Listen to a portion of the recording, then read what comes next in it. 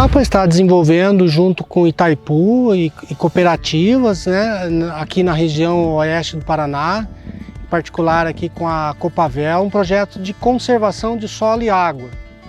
O objetivo desse projeto é identificar quais são as maiores dificuldades do produtor em termos de produção, quais são os fatores limitantes, né, das áreas de produção. Para isso, nós estamos avaliando um conjunto de indicadores, né, indicadores da parte química, física e biológica do solo. Então, essa pesquisa ela vai ser realizada durante 3 safras agrícolas, vai até a safra 23-24. E nessa safra, nós já avaliamos 37 propriedades. De uma forma geral, as propriedades, nós procuramos avaliar propriedades que têm o sistema tradicional da região, que na maioria da região do trabalho é o soja, milho, segunda safra, e sistemas que a gente chama de aprimorados, onde existem modificações, introdução de outras espécies, né? Como por exemplo o uso do milho com braquiária, né? O consórcio milho com braquiária, ou o uso de planta de cobertura, o uso do milho no verão. Então são sistemas que a gente chama de aprimorado, que trazem modificações que alteram o potencial produtivo, a capacidade de reduzir o impacto do que a gente está assistindo aí, associado à mudança do clima, ao déficit hídrico ou excesso de chuva. O objetivo de trabalhar esses diferentes modelos é enxergar diferenças na qualidade do solo.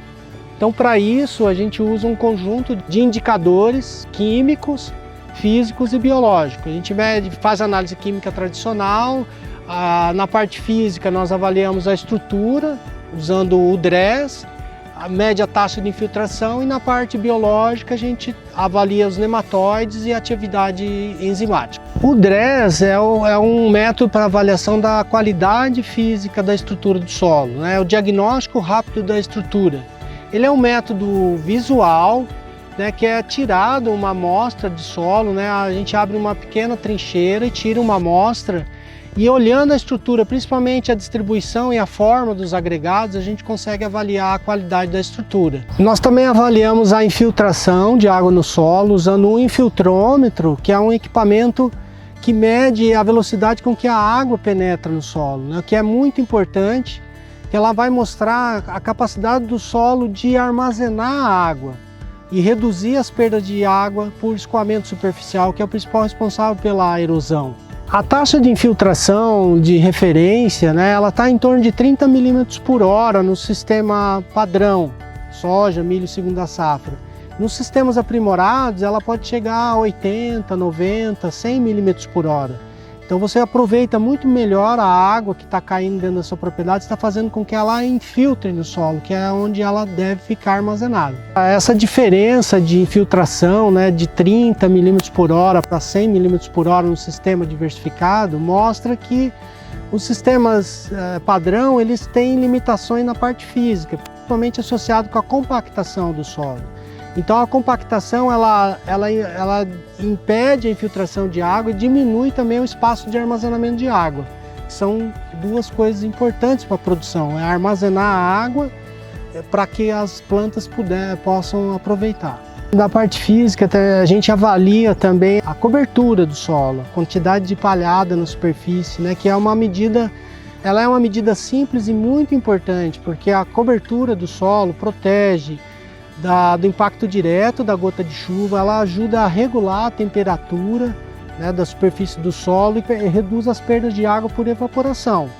Então é muito importante, quanto mais palhada você tem na sua área, maior a conservação da água e do solo na sua área também. Para medir a cobertura, a gente usa duas formas. A gente tira a quantidade de palha numa área conhecida, que é de meio metro quadrado. Então, dentro desse quadrado, a gente coleta a palha e mede a massa, e nós sabemos quantas toneladas por hectare que tem de massa. Uma outra medida também é feita com uma corda.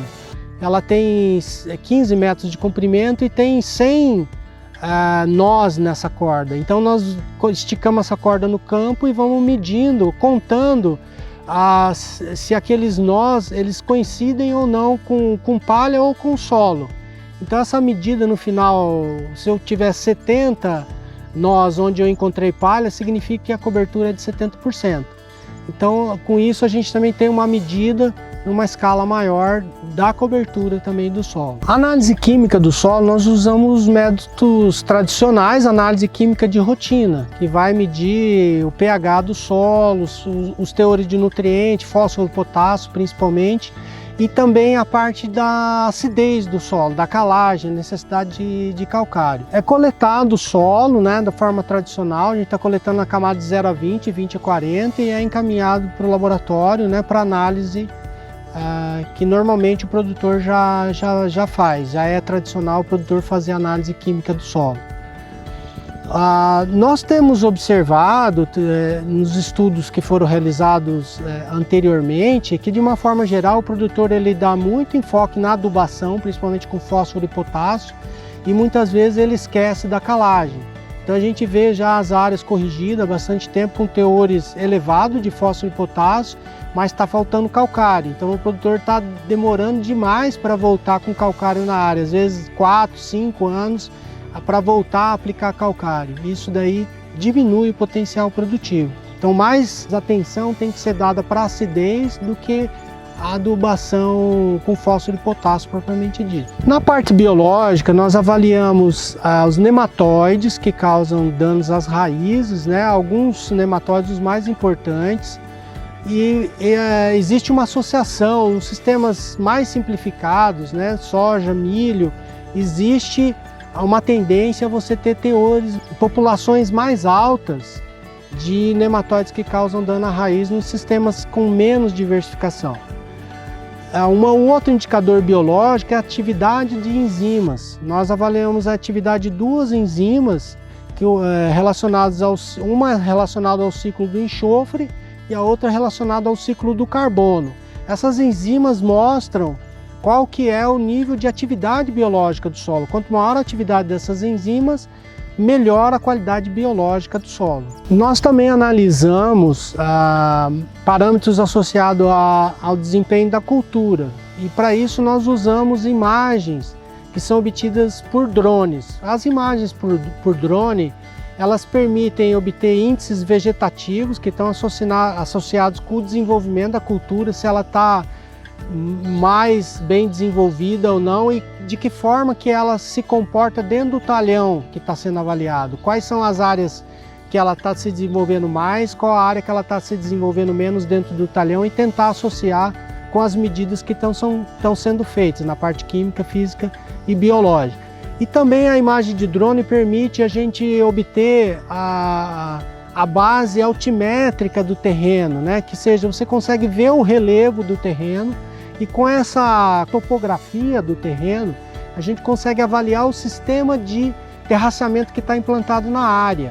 E junto com a taxa de infiltração, a gente consegue avaliar se o sistema que está implantado ele é adequado ou não, se ele é suficiente para controlar a erosão dentro daquele talhão. Um dos aspectos mais importantes dessa pesquisa é essa abordagem de multifatorial. Você ter vários indicadores de áreas diferentes, né, da área física, química e biológica, sendo avaliados para que a gente interprete esses indicadores e busque identificar quais são os fatores mais limitantes para a produção.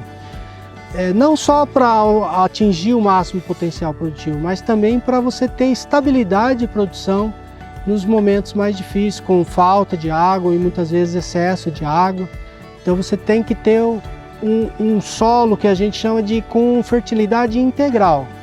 Não só uma fertilidade química, mas fertilidade física e biológica também. Então esse projeto, o grande desafio dele é trabalhar essas informações de diferentes áreas para a gente conseguir fazer um diagnóstico melhor do que está sendo limitante no meu solo. O objetivo final, lá em 2024, quando a gente chegar no final do projeto, a gente gostaria de mostrar, né, os produtores que estão participando do projeto, que existem formas diferentes de produzir, além da forma tradicional, existem formas que podem aprimorar o sistema e nos ajudar a ter máxima produtividade e sustentabilidade ao longo do tempo, com a preservação ambiental. mantendo o solo, reduzindo a erosão, conservando os recursos hídricos, né? E produzindo cada vez mais com sustentabilidade.